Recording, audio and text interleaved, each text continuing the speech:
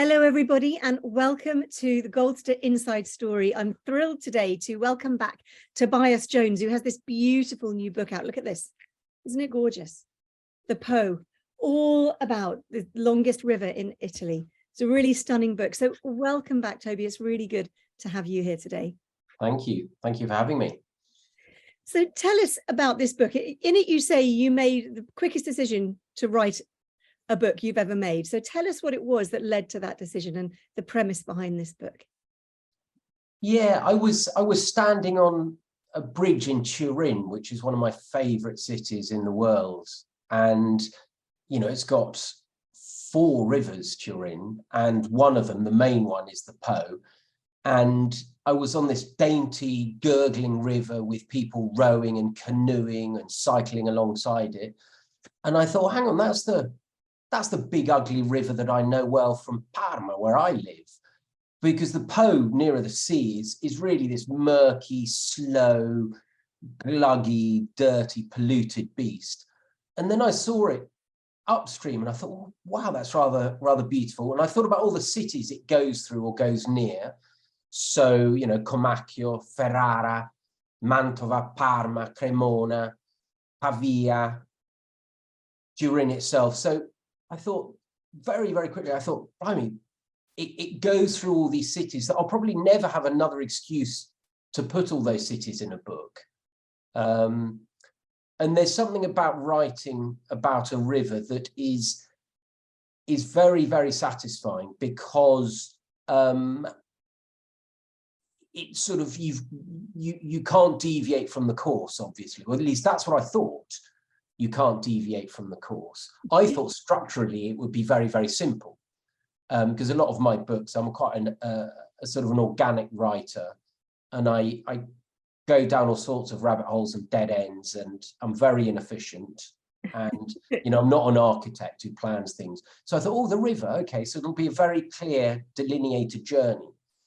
And it wasn't at all. But that was sort of the sudden, you know, epiphany I had in Turin. So tell us, when you started writing it, what kind of preparation did you have to make? I mean, I know you said you don't plan things, but you must have made some preparations for this. So how did you go about doing it? Did you have to get kind of a permission from different communes or anything like that? I mean, I do plan things very much. What I was trying to say is that I don't have I don't know what the book is going to turn into. Yeah. So it's sort of, I allow for that spontaneity and those things to evolve. It didn't have to ask any permissions to you know, it's very well provided with excellent cycle routes and footpaths, and I did it in all sorts of means of transport, so boat, bike, foot, car, bus, train, you know, I did it in all sorts of modes of transport. And there's a lot published in Italian on the river, or aspects of the river, and a huge amount of films are set on the river. So I get very greedy when I'm researching. So, you know, I want everything. So I spend a lot of time in libraries and video stores, and, you know, hoovering up and gorging on everything I can read, so that by the time I'm actually traveling, I know where I might want to go. Yeah. And with this one, when you set out, did you have any idea how long it was going to take you, or did you have much of an idea of what you were going to find? I thought I did. I thought I knew what I was doing. And of course, you know, you don't. And that's what I mean about being open to sort of the chance encounters. And that happened for all sorts of reasons. That one of the reasons was that the Po, as you know, is in this very, very flat Pedanian plain of Italy. So actually, historically, it wasn't really even a river. It was just one vast marsh. And the surrounding land is so flat that it would slosh and slop dozens of miles to the left or right until very recently. And so the old course of the River Po has changed so often through the centuries that I had to ask myself, well, hang on, I've got this map of where the river goes and meanders. Actually, is it legitimate to go 30 miles north or south of the river, because that's where it used to flow, and there are interesting aspects of the river that I can find there. So immediately what I thought structurally would be very easy became a lot more complex. Then there was, of course, COVID, because I set off in the autumn of 2019. Oh, wow. Yeah. And then I'd got about a third or half of the way when COVID hit. So suddenly, you know, there are lockdowns and you know, on a travel book, you wonder, well, should I include that in the book? And funnily enough, I got just to the village that was the epicenter of the Italian outbreak. You remember Italy was at the forefront of the pandemic crisis in those early months of 2020. And there was a town called Codogno, where patient number 1 was found. And that's exactly where I was on the river. Wow. And when you're gifted those kind of things in a travel book, you think, well, I must write that. And then talking about it with my editor, we decided for all sorts of reasons not to include that. But, you know, that changed the book and made me more aware of aspects. So there are lots of lakes beside the river that are fed by the floodwaters of the Po. So as the water of the river rises, these lakes suddenly appear, and there used to be about 130 of them dotted along the river. And some of them used to be quarantine lazarets. You know, they used to be these places where people with the plague would go. So it was, you know, I wouldn't have found that interesting, except suddenly you're traveling along in times of COVID. Yeah. So yeah, things got shifted and nudged in different directions. You know, and when you think about, as you say, the Lazarus, I remember being in Croatia and seeing there's an island where they used to keep plague victims. And I started thinking, having just gone there after COVID, wow, wouldn't it be such a strange moment in history if that's what we'd done with kind of COVID patients? It would have been so terrifying for people to be stuck there. So when you're traveling during that time, living through a new kind of plague, it does make you think a great deal about historic things. So tell us about this river, because its history is fascinating and the number of different names it has, fascinating. Yeah, so, you know, it's Italy's longest river, and compared to the Rhine or the Danube or the Nile or the Amazon, it's not a hugely long river, 652 kilometers. But what is interesting about it is it goes from precisely one end of Italy to the other, literally from the border to the other border, from the French-Italian border in the Alps in the west, all the way to the Venetian lagoon in the east. So it's always been considered an Italian river, and almost all its watershed, bar I think 2 or 3%, is on Italian terrain as well. So for me, it was a very good keyhole through which to look at Italy, the country, you know, where I live. And, you know, everything I write in some ways is an attempt to understand this country, you know, where I live and where my children are growing up. So it was almost an attempt to sample the blood of my adopted country. But I found it fascinating because the Po used to be this incredibly important motorway, if you like, that took tradesmen, women, travelers from the Adriatic Sea all the way through all those cities I mentioned to Turin and beyond, and via the Ticino River to Milan. So it was extraordinarily important, and every village has an old castle or the old customs house, and people fought over access to the river because it's where you could impose your tariffs on trade that was going up or down the river. There used to be 300 flour mills on the river because, of course, in this Pedanian plain where I'm living, you know, there's no other drop that a waterfall can churn the mill, or there's no wind. So the river was very important for milling. And yet now, in the last 100, 150 years, the river has become completely redundant, or is thought to be completely redundant. So it's crossed by many roads and railways. but all those, what used to be very important cities and villages and towns, are desolate now. They are emptied, and there's a sort of, the atmosphere is very, very foggy all through the winter, and it's an eerie atmosphere, and I was very drawn to that. I think partly maybe I needed a period of solitude in my life, I don't know, but it was fascinating. I'm not the first person to notice it, but there was this sort of unusual atmosphere all along these very flat plains, of seeing almost like the receding human civilization, these great castles that have been abandoned, these huge cathedrals that have closed. And so I found that emotionally quite interesting.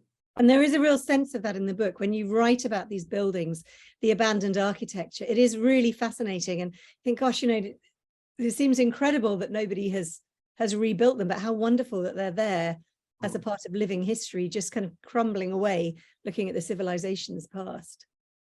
Yeah, and I think, it's in some ways it's an odd book because it's not monothematic. I think with a lot of books, whether you're writing a biography or you are, writing about an aspect of history or of literature, whatever it is, you have one main theme or maybe a sub theme as well. Whereas this book, I'm aware that I'm sort of being a bit of a magpie. I'm sort of cherry picking my favorite stories from all sorts of different villages and towns. So that means I get very interested in a filmmaker or a poet or a painter or a commune or agriculture. So it's, in a way, that's a real, it's very satisfying for me as a writer. I don't know what readers would make of it, but it meant that I was never bored. I never got tired of what the river would offer, because there were so many interesting things along the way. Sorry, I've got a very annoying car alarm going off out here, so I do apologize if everybody can hear it. It's not mine. I can't. So when you're writing about these kind of things and you're not sure where it's going to go, you say it's kind of disjointed. I think it's monothemed, but I think it's just really lovely, because when you're reading it, you've got the history of the place, you've got the architecture of the place, you've got your own personal feelings about it, and you've got the present day. It's just a gorgeous thing to read, because I feel whenever I go to Italy, those are the things I'm surrounded by. There's such a sense of history everywhere you go. And I mean, the first time I ever went to the Colosseum, I just hated it because of all the death. You could almost smell the death there. And I think this is what you really get within this book. You get that feeling of traveling back and forth in time and history, which I think is what happens when we travel. Tell us about some of the names that it's got, because it's got various different names wherever you go, hasn't it?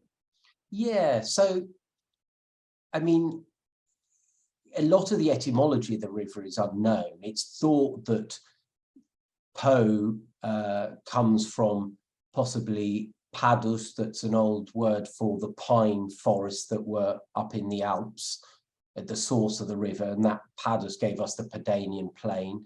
It's called Budincus in Genoan dialect, in Ligurian dialect, which means very deep, which is ironic now that, as we saw this summer, the river was almost dry, given the droughts in Europe this summer. And it's been identified as Eridanos, the famous river from Greek mythology, into which various mythological characters fell. So it's got lots of different names, and the adjectives used to describe it are interesting. One of the most common is a treacherous river, partly because it would have these sinkholes and whirlpools and people would drown in it. Frequently called promiscuous because it would jump from one bed to the other. What I was talking about earlier, that sort of not always being in the correct expected position. A drunken father, this sort of violent, unpredictable, aquatic kind of presence. so yeah, it's fascinating, and there's something also sort of quite pagan about it. It's treated as a god, or even like an Old Testament god, something that is very generous but very sort of vindictive as well. So the river's constantly giving its what they call sweet water, its fresh water, but also robbing crops or houses or lives. So its unpredictability, I think, is very important. And you said how much it means to Italians. When you were traveling around and you talked to people and told them what you were doing, what kind of responses did you get? I mean, did they realize that you were English? Is your Italian so good that they know that they don't know that you're not Italian? Or how did they feel about this Brit writing a book on their river? No, I'm afraid so. I mean, my Italian is fluent, but I have an accent.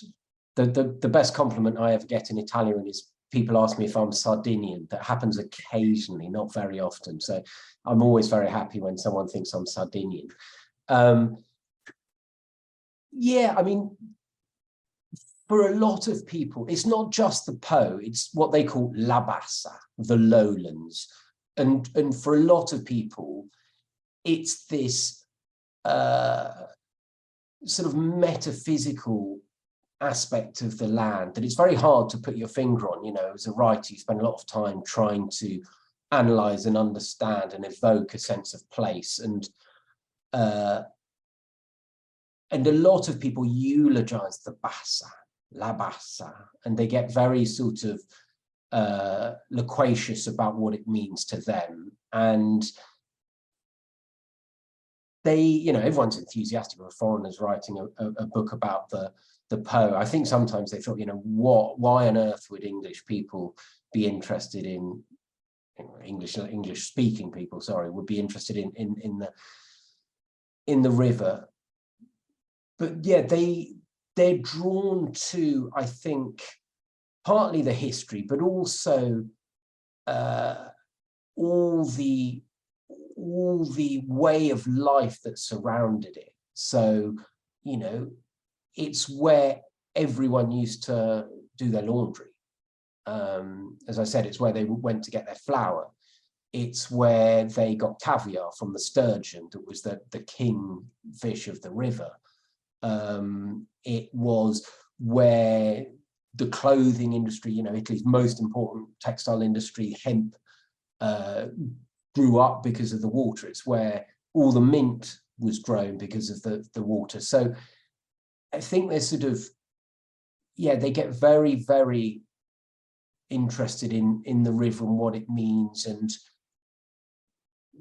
you know, there are certain people I kept going back to and quoting because they spent their whole life really trying to analyze what La Bassa meant. So tell us about some of the people that you met on this amazing journey. Well, I think sort of quite a lot of the people I met, it was a virtual meeting, by which I mean, you know, I sort of partly because they're desolate places, partly because of COVID, and partly because there are certain personalities, there are certain local personalities. So one of them who died recently was called the King of the Po, and he had been sort of building driftwood structures by the river for the last 4 decades. And I saw loads of videos with him and interviews and read these, and he always said the same thing, and he was so full of himself. And I just thought, you know, I'm not interested in talking to these personalities, these very sort of prolix, famous people. So I think a lot of the people I was most interested in were either completely random people I met, you know, sort of immigrant workers in the fields, or some random farmer and his wife who gave me some eggs to fry in my tent, or, you know, the odd old pensioner who would open up the museum of peasant culture. So slightly random ones, the unprogrammed ones. But the people I sort of really hung out with, in inverted commas, were people like Cesare Zavattini, who in Italian culture is very important, as, you know, he co-wrote most of the great films of Italian neo-realist cinema. So The Bicycle Thieves onwards, a very, very productive screenwriter and poet and journalist. And he grew up in a small town right next to the river called Lucidna, where bizarrely there were a group of very, very accomplished, naive painters. And again, why do so many painters come from this foggy, wet kind of area is an interesting question. So I got very interested in Zavattini and filmmakers. If you think of some of the great Italian filmmakers, from Michelangelo Antonioni to Florestano Vancini to Zavattini to Olmi, they all went back to the river. There's a great adaptation of The Postman Always Rings Twice called Ossessione that Visconti made in 1943, set along the Po. So there's something about the river that is very, very cinematic as well. So and that's partly a visual, the visual beauty of this foggy lowlands, but also I think it's about invisibility, what the fog does, what it keeps hidden, especially in a landscape that's very, very open. It's so flat. There aren't sort of mountains. Being a partisan during the Second World War in the resistance against the Nazis was very dangerous. So where did they hide? Yeah. Did you talk to a lot of people about that? Is the memory of the war talked about there a great deal? Yeah, and again, the Po had a very important part to play because it was the last great barrier before the Alps. As the Allies slowly worked their way up from the south, from Sicily, where they landed in 1943, and struggled to get north through the peninsula. The Po was the last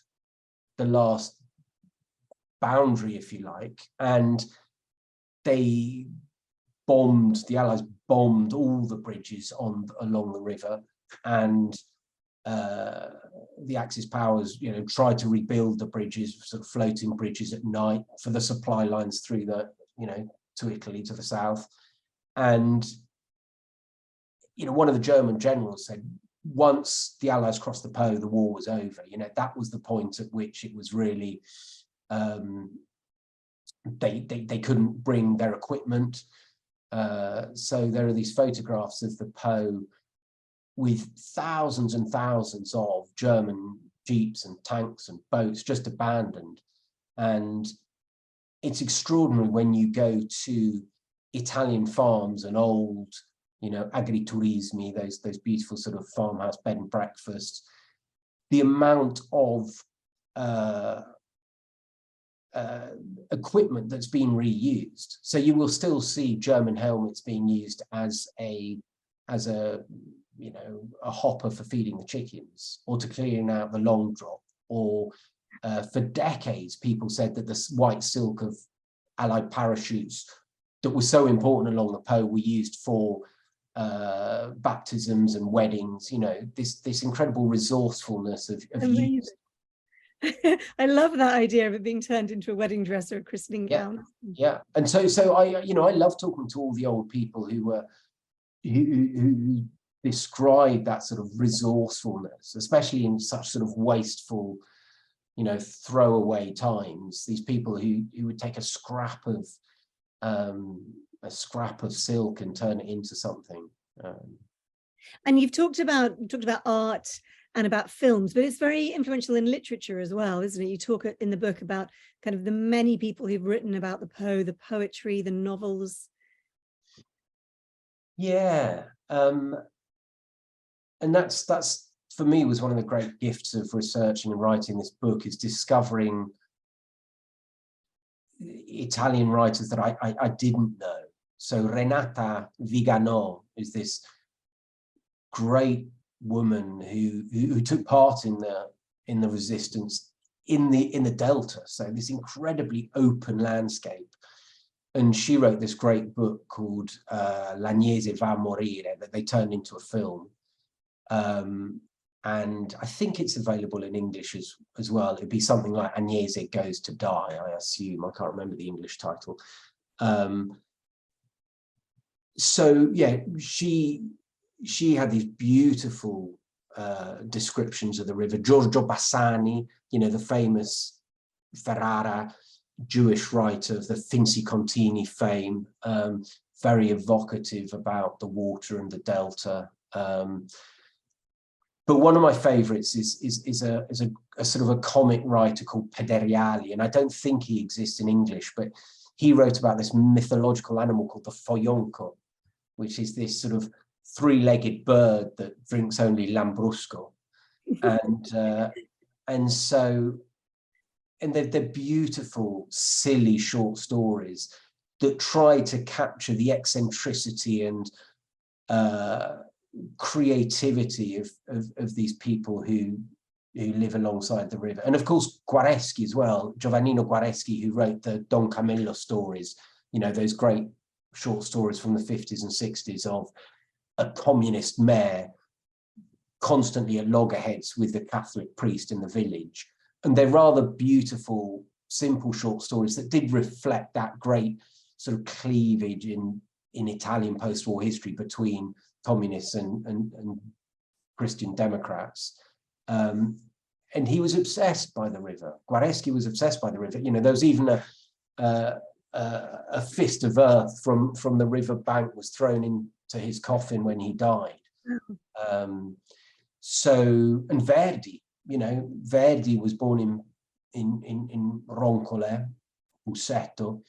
And again, it's very difficult to say, you know, why is Verdi so dramatic? Guareschi said it's because he lived in these flat lands where the sunsets were so fiery and exquisite. You know, you can't obviously correlate Verdi's music to the topography where he grew up, but yeah, it's a culturally very rich, fertile terrain. And when you read this, it's like going on a wonderful travel. I mean, I'm sure everyone listening to this wants to go traveling with you now, because you make us all feel like you have such a wonderful trip. It is like traveling through Italy. I really thoroughly recommend it. If you're going to Italy, it's absolutely gorgeous. It's so, and I keep showing it. Just love the way this jacket opens out to show you the whole river. Isn't that beautiful? Do you want to do a quick reading from it, Toby? Would you mind reading us something? Sure. I'll start at the beginning, probably because it's a good place to begin, but also because, I mean, I don't really know why, and I'm often asked, and I spent a lot of the journey wondering why I did it against the current. So I did it as a classic explorer would do, from the sea to the source.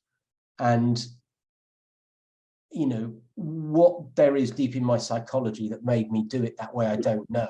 I mean, I've got a few ideas of why it might be. I do always go against the current, but I think it's also because I knew that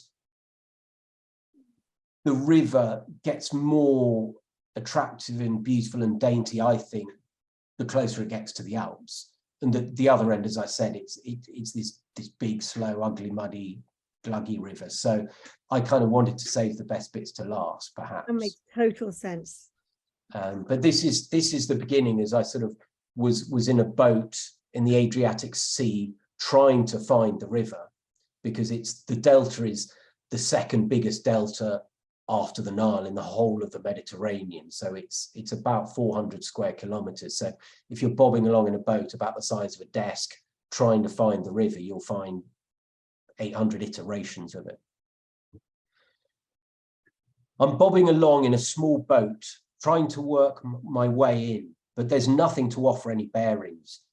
In this eerie space, which is neither quite open sea nor solid land, it feels as if you're in a spacious maze of low-lying bars, islands, and spits. All is flat. The sky is wide, and the distant land is nothing more than blue-grey mould on the water. Any ground here seems unsolid.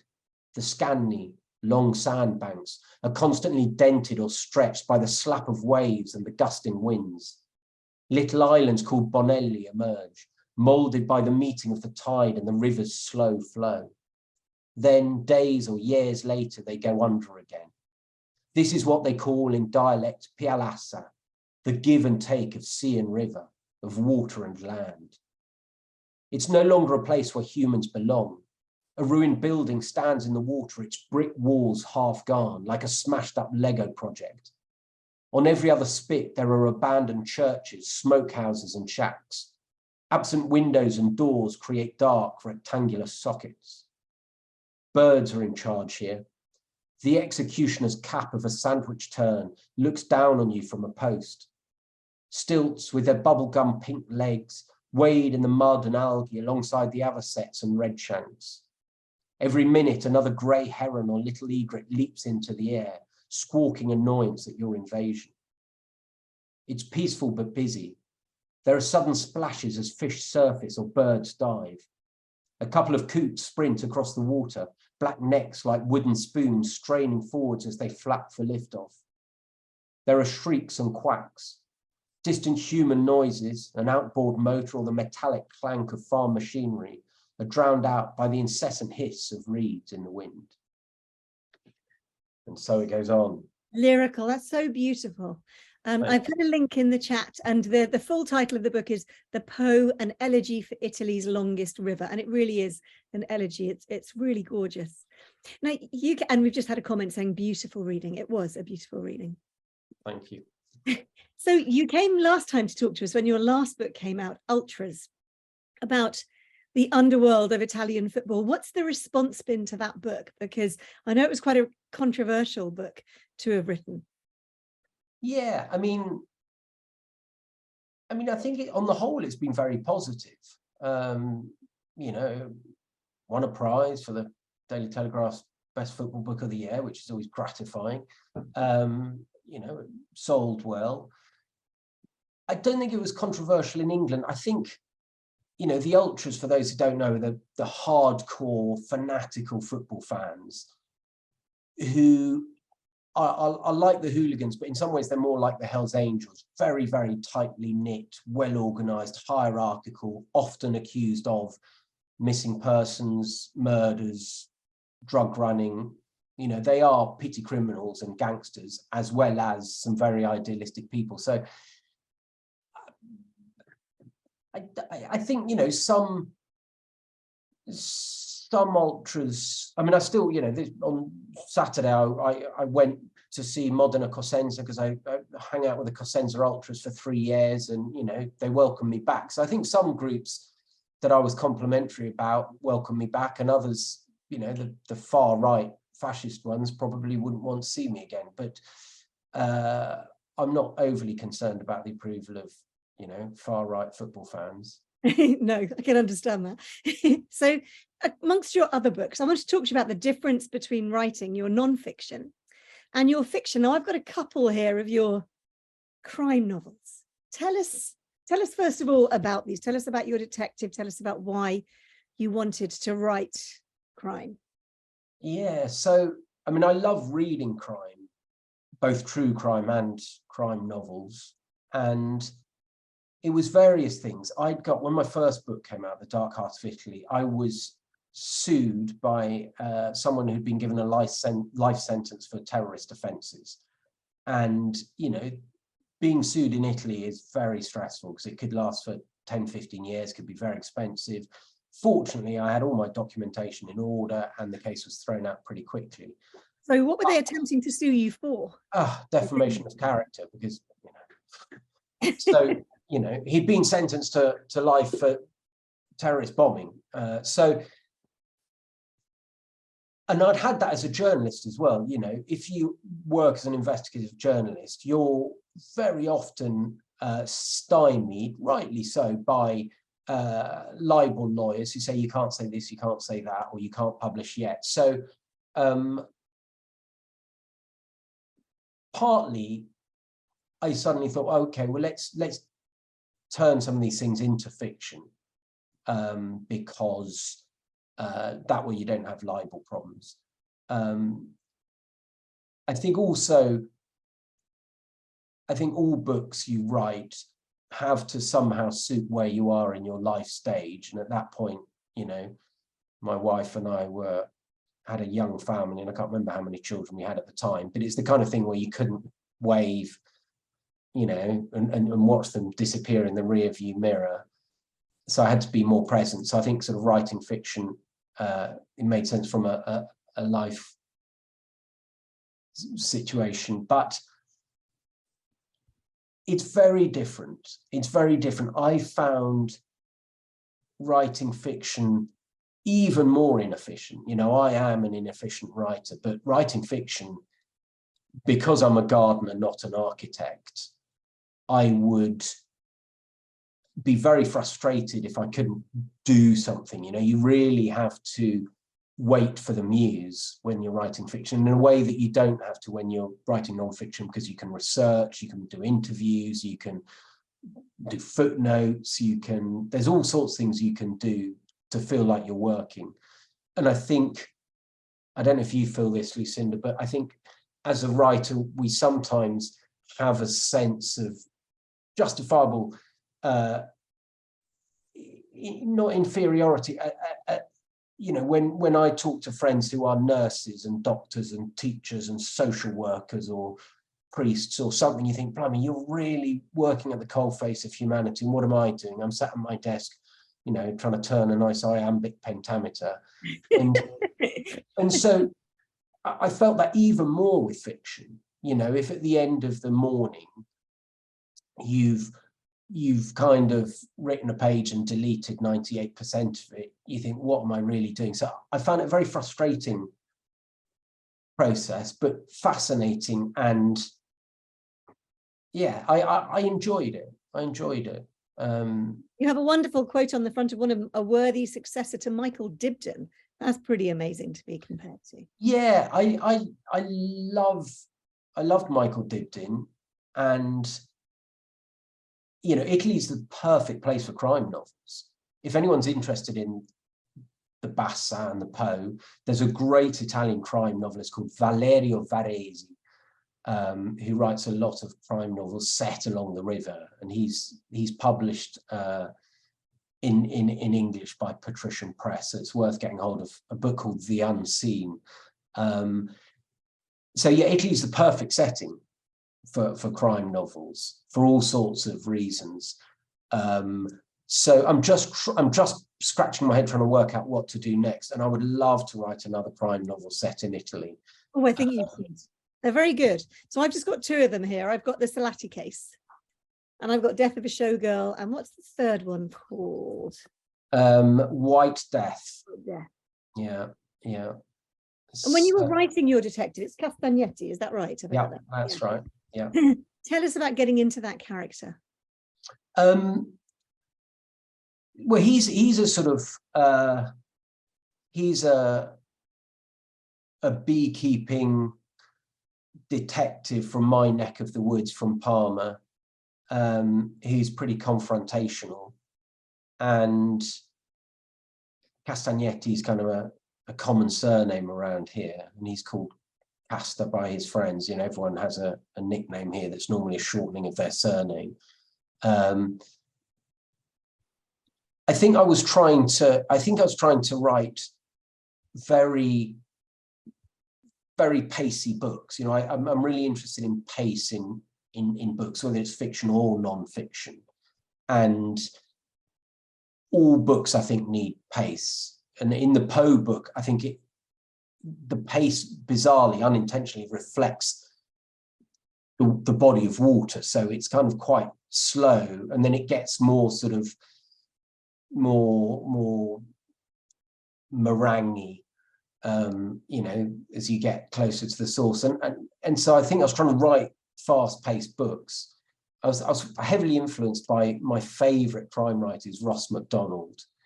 I'm sure you're, you know, we all love crime here. We had a lot of crime authors on Goldster, and I think people do love their crime, because it's such a great thing to be able to kind of sort out as well. When you're reading them, you feel like you're being really intelligent if you can solve the puzzle earlier or at the same time as the detective. And I think that's something that, particularly actually as a travel writer, you're constantly journeying, and I think that's the same when you're reading crime. You know, you're always trying to find that next bit. We've got a comment here, by the way, about your book. The description is beautiful and so vivid. I like that you talk about the River Po as if it's a living creature. So that was a lovely comment. Thank you for putting that in the chat. So when your other books include, we talked about Ultras, we've talked about your crime novels and The Dark Heart of Italy. Blood on the Altar, which we talked a little bit about before, I know, so we won't go too much into it, but it's a true crime. How did you find the difference between writing a crime novel and writing a very, very important true crime book?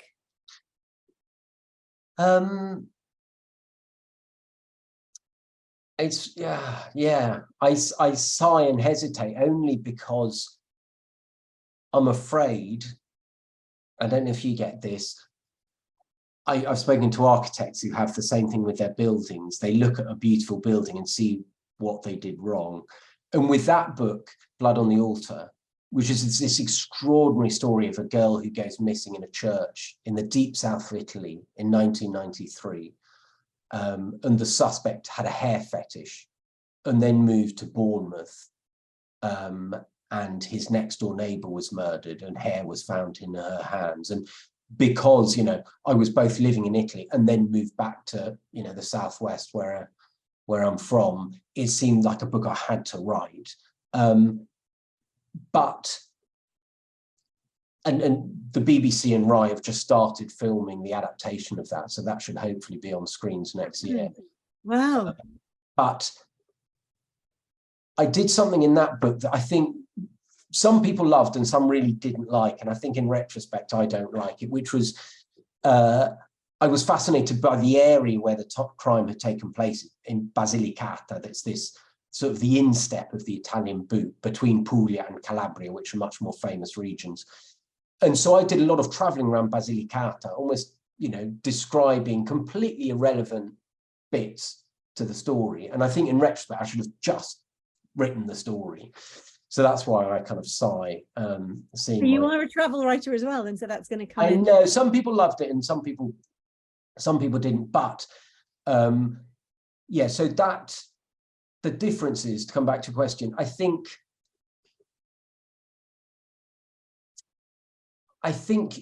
when you're writing true crime, you're working with material that's out there. You may still be like a reader of a crime novel, trying to understand what's going on, trying to put the pieces together, but the pieces are out there. You know, you're not putting them together, you're just trying to find them. Whereas, of course, you know, if you're actually writing fiction, you're actually making it up, obviously. So, I mean, I find writing true crime, it's a bit of a truism, and I know we've reached peak true crime in terms of Netflix and all these incredible true crime series and books and films that we're all, many of us are fascinated by. But the truism is that you just couldn't make it up, you know. So Blood on the Altar was a story that if it had been written as a novel, it would have been thrown out for improbability. Right. There are other sort of Guardian long reads that I've written about true crime that, again, they're so astonishing. And I think the thing about, I think I would always rather write true crime than a crime novel, because the fact that it's true gives it steroids. You know, it's just, this isn't something that's made up, that's come out of my head, and you might enjoy it, you might not enjoy it. This is something that really happened and has affected real people. And it's an ethical, moral minefield, how you do that and how close you get to the victim and the victim's family, and how close you get to the perpetrator or their family. You know, it's an ethical minefield, but I think the truth in true crime is what, for me, makes it astonishing. Yeah. Another of your books, A Place of Refuge, through that you saw people at their lowest as well as people at their best. And that's about the community that you and your wife set up in Somerset, helping people who were at their lowest ebb, really. through that, Goldster's all about living life to the full. And I wondered, having seen some really wonderful and really terrible parts of human nature, what are your tips for helping people make the most of age, of life at every single age? I think I can only tell you what works for me and the troops that I've worked with. I mean, I'm currently working in a community for AIDS patients, because I've always dovetailed my writing with sort of community work. And in brackets, before I answer your question, sorry, I'm talking, it's like a therapy session. This is lovely, Lucidna. Thank you so much for letting me just banter on. I know I keep going off on tangents. Thanks everyone for listening to this therapy session with Lucidna. You know, what a lot of people sometimes say to me is, oh, you know, Tobias, your books are so different. You know, you've written one about football fans. I know you've written one about a river, and then you wrote one about your therapeutic community with you and your wife. And I kind of, it's true, but for me, there are always similar themes. And I think the central theme, and it's true of the Poe book as well, is about groups and tribes. And so all along the river, because the land was very precarious because of flooding, it was very affordable land often. And affordable land, as we know, tends to attract communes and communauts and communitarians and communalists, because the idealists often don't have a lot of money. So dotted all along the river are these incredible examples of common holds, partly because it was an insurance policy against the flooding river. And it's the same with ultras. You know, I was fascinated by these groups and what it means to include people or exclude people, and what's the leadership and what are the rules and what does it mean to have belonging and rootedness. And so that's a very long-winded answer to your question, which I would say, I think a sense of purpose is always important. I think a sense of belonging and knowing, you know, I think belonging is much more important than belongings, and knowing what you belong to and who you belong to and who belongs to you. And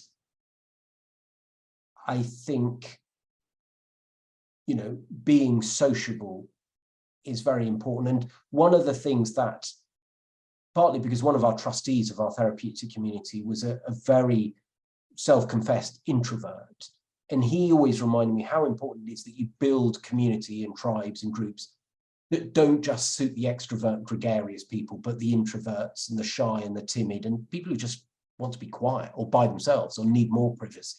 So I think, you know, why sociability? And there are lots of sort of practical things. I mean, I'm writing a piece about well-being at the moment, so I've just come off a phone interview with a psychologist, and we were talking about certain things. One, all the research shows that the more time, especially young people spend on social media, the worse their mental health is.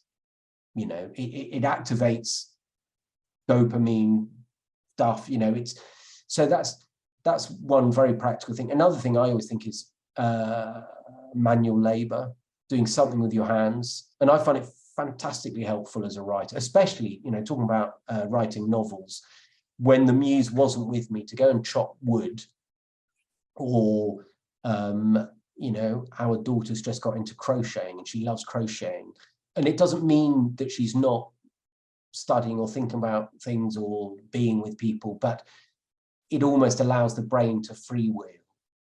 So I think manual labor is really important. I think people who don't have an aspect of manual labor in their life, I mean, I love washing up. I don't like ironing, but, I don't like ironing at all, but I think, you know, manual labor is really important. Yeah, there are all sorts of things, aren't there? Yeah, I mean, I'm the opposite. Ironing is the one thing I can absolutely do that lets my mind kind of, you know, That's why communal living is And a good. meditative. We complement each other. Absolutely. I'll do Let's your build a washing up, you commune. do mine. That's fantastic. A commune of writers all living along the River Po. I love that idea. I'm sure there's many people here who'd be happy to join us. Toby, it's been absolutely brilliant having you back again. Thank you so much. And good luck, because I know that your book has actually been put forward for the Edward Stanford Travel Book of the Year. That's right. So fingers crossed. And I really can thoroughly recommend this if you're looking to just have a little bit of time sojourning along the meandering river in Italy. This is the book, the Po. It's really, really beautiful. And I do hope that you'll come back and talk to us when you've decided what you're going to write next. I will. Thank you very much. Thank you. I'm just going to tell everybody what is coming up on Goldster. So tomorrow, as I hope you are all aware, we're back with our book of the month, which this month, chosen by a Goldster member, is The Prime of Miss Jean Brodie, which has been wonderful because not only have I read it, but I've been listening to it on Audible. It's fantastically narrated by Miriam Margolyes, and which I didn't realize when I downloaded it. And it's just brilliant. It's such a fantastic book. So please do come along and chat about that, even if you haven't read it since you were at school. And then next week, I am back. You can't get rid of me at the moment. I'm back on Thursday with Laura Payne, who has written a wonderful book called Under the Lime Tree, 9 Steps to a Mindful Life Without Meditating. She began her career as a journalist, has a background in international media and marketing, and then in her 50s, completely changed direction, retrained as a therapist and works as a psychotherapist now, and is just really fascinating and very much into mindfulness.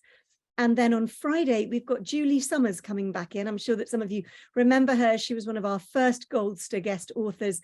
And she's coming back to talk about her book, Jam Busters, the story of the Women's Institute in the Second World War. And you may be familiar with an ITV, I think it was ITV, or TV series from a few years ago called Home Fires. That was inspired by this book. And she's going to talk to us about what it was like to have her book turned into a TV series as well.